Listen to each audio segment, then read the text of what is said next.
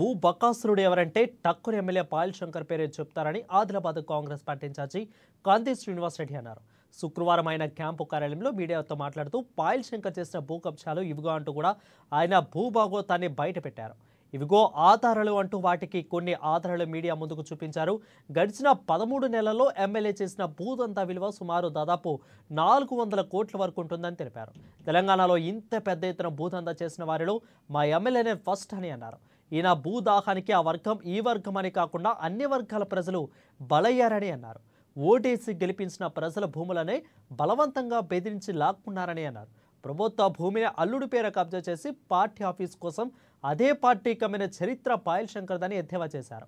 శ్రీ చెప్పినట్లు అగ్గిపుల్ల సబ్బు పిల్ల కాదేది కవిత కావ్యం కనర్హం అన్నట్లుగా అసైన్డ్ భూములు ప్రభుత్వ భూములు ఇతరుల పట్టా భూములు కావేవి పాయల్ శంకర్ కబ్జాకు అనర్హమని విమర్శించారు.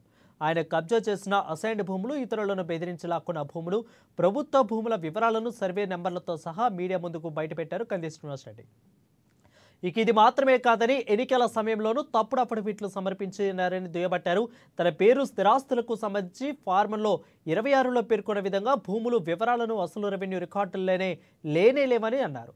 కొంతమంది భాగస్వాముల అనుచరులతో కలిసి ఆదిలాబాద్లో భూమాఫియా నడిపిస్తున్నారని ఆరోపించారు. ల్యాండ్ సెటిల్మెంట్లు చేయడం ఆయనకు వెన్నతో పెట్టిన విద్య అని అన్నారు. ఆయన దోచుకున్న భూములను వెనక్కి తీసుకుంటే 35,000 మంది పేదలకి ఇంటి సమస్య తీరవచ్చని అన్నారు. ఈ కిన్నాళ్ళు తన ఆటలు సాగావని ఇక ముందు సాగపోనివ్వనని ఇప్పటికే ప్రజల గుండెల్లో తిరుగుబాటు మొదలైందని పాయల్ శంకర్ భూ కబ్జా బాధితులు వరుసపెట్టి వస్తున్నారని అన్నారు. అందుకే పాయల్ శంకర్ భూ కబ్జా బాధితుల కోసం ఫోన్ నెంబర్ కూడా ఇచ్చారు. అది 7436879999 ఈ హెల్ప్ లైన్ నెంబర్ ద్వారా ఏర్పాటు చేశామని అన్నారు. బాధితులు ఎవరైనా ధైర్యంగా సంప్రదించవచ్చని కాంతి శ్రీనివాస్ రెడ్డి కోరారు.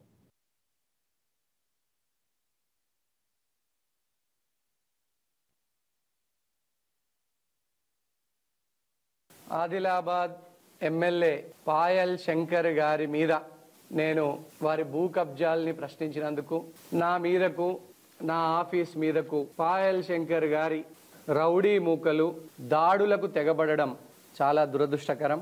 కాంతి శ్రీనివాస్ రెడ్డి మీదకే పాయల్ శంకర్ మనుషుల్ని పంపిస్తున్నాడు, రౌడీల్ని పంపిస్తుండైతే ఇంకా సామాన్యులను వ్యాపారులను మధ్యతరగతి ప్రజల్ని ఎట్లా భయభ్రాంతులకు గురి చేస్తున్నాడో ఆదిలాబాద్ ప్రజలు తెలంగాణ సమాజం అంతా కూడా చూస్తూ ఉన్నది.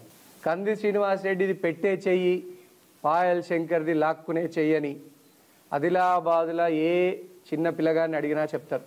మీడియా మిత్రులకే కాదు, ప్రతి పేదవారికి ఇల్లు, విద్య, వైద్యం, ఉపాధి అవకాశాలు దక్కాలని నేను రాజకీయాల్లోకి వచ్చిన.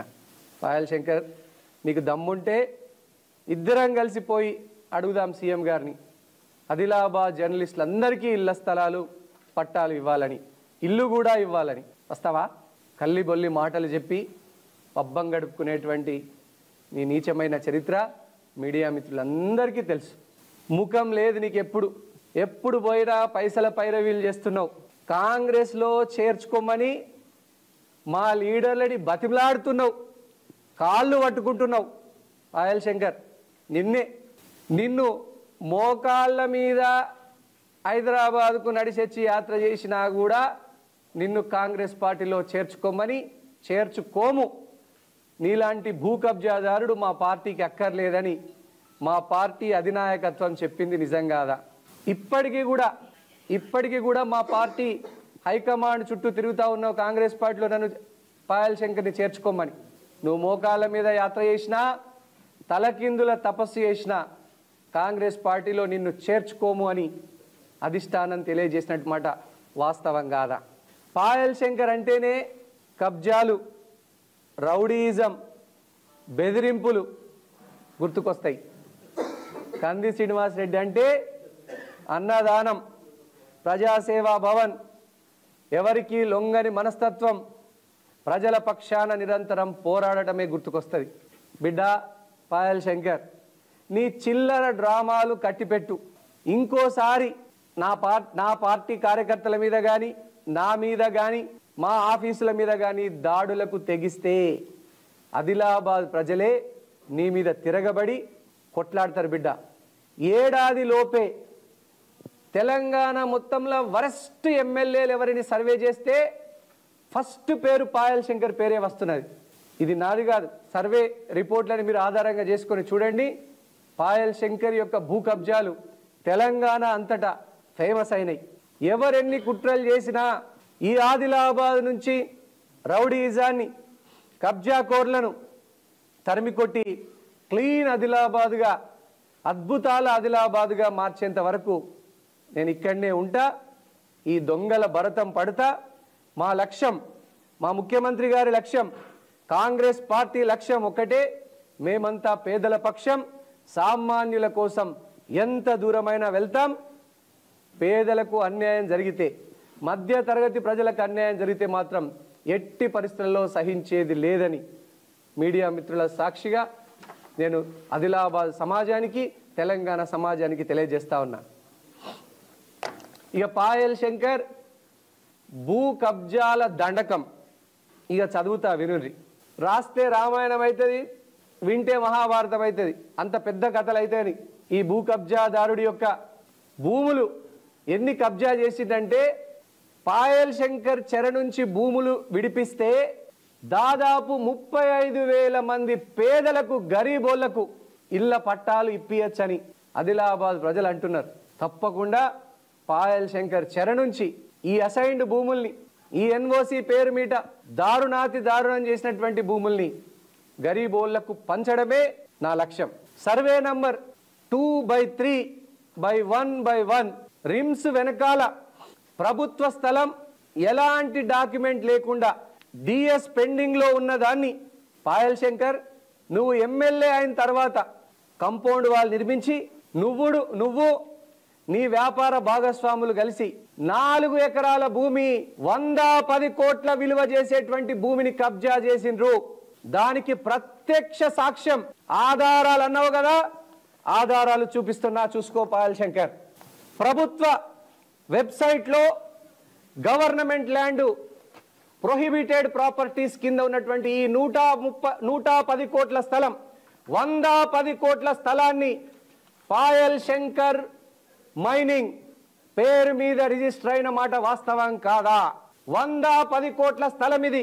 ఆదిలాబాద్ పట్టణంలో మధ్యలో రిమ్స్ వెనకాల ఉన్నటువంటి భూమి గవర్నమెంట్ స్పష్టంగా మెన్షన్ చేసింది. ఇది ప్రొహిబిటెడ్ ల్యాండ్, ఇది ప్రభుత్వ భూమి, దీన్ని అమ్మడం కొనడం నిషేధం అని చెప్పిన తర్వాత నువ్వు ఎవరెవరికి లంచాలు ఇచ్చి పాయల్ శంకర్ మైనింగ్ మీద ఈ భూమిని 110 కోట్ల భూమిని రిజిస్ట్రేషన్ చేసుకున్నావు పాయల్ శంకర్. ఈ పేపర్లన్నీ కూడా మీడియా మిత్రులకు ఇవ్వడం జరుగుతుంది. అట్లనే నీ అల్లుడు బోడకుంట సిద్ధార్థ్ గారు 72/1 సర్వే నంబర్లో దాదాపు 50 కోట్ల విలువైనటువంటి 2 ఎకరాల భూమిని కబ్జా చేసింది వాస్తవం కాదా? చూడండి, ఇది అసైన్డ్ భూమి. 110 కోట్ల భూమి రిమ్స్ వెనకాల కబ్జా అయితే 50 కోట్ల భూమి పాయల్ శంకర్ గారి అల్లుడి మీద రిజిస్టర్ అయింది. చెప్పండి పాయల్ శంకర్ గారు, మీ అల్లుడు పేరు మీద అసైన్డ్ భూమి ఎట్లా వచ్చింది? సర్వే నంబర్ 72/1 లో ఎవరి పేరు మీద రిజిస్ట్రేషన్ అయినాయి? వైద్య శ్యామ్. ఎవరైనా వైద్య శ్యామ్ పాయల్ శంకర్ వారి కొడుకు పాయల్ శరత్ అలియాస్ బన్నీ యొక్క డ్రైవర్ ఈ వైద్య శ్యామ్. నేను చూపించేది ఈసీ ఇంకంబెన్సీ సర్టిఫికేట్ నేను చూపించేది. ఇంకెవరున్నారు దీంట్లో? గుమ్మల హరీష్. ఎవరి గుమ్మల హరీష్ తెలియదా మీ అందరికీ? ఈ గుమ్మల హరీష్ పాయల్ శంకర్ యొక్క బినామీ అని అందరు అంటున్నారు. బండి వెంకటి. ఎవరి బండి వెంకటి? పాయల్ శంకర్ యొక్క డ్రైవర్. పవార్ మనోజ్. ఎవరి పవార్ మనోజ్? పాయల్ శంకర్ యొక్క పిఏ. 13 కోట్ల విలువైనటువంటి భూమి ఇది. 13 కోట్ల విలువైనటువంటి భూమి. మీ ముందటనే 110 కోట్ల భూమిని చూపించిన భూ కబ్జాలు, 50 కోట్ల విలువైన భూ కబ్జా చూపించిన, ఇగో 13 కోట్ల విలువైనటువంటి భూమిని చూపిస్తున్నా. ఎవరి పేరు మీద రిజిస్టర్ అయింది ఇది? వైద్య శ్యామ్ పాయల్ శరత్ గారి డ్రైవర్. బండి వెంకటి పాయల్ శంకర్ గారి డ్రైవర్. పవార్ మనోజ్ పాయల్ శంకర్ గారి పిఏ. పట్టపగలు మిట్ట మధ్యాహ్నం ఆదిలాబాద్ పేద ప్రజల భూములు కొట్టేసేటువంటి భూపకాసురుడు పాయల్ శంకర్ నువ్వు కాదా? వీటికి ఈ చిట్టాకు అంతు లేదు. కాబట్టి చక్రవాకం ఒకటో ఎపిసోడ్ అయిపోయింది, రెండవ ఎపిసోడ్లో మళ్ళీ కలుసుకుందామని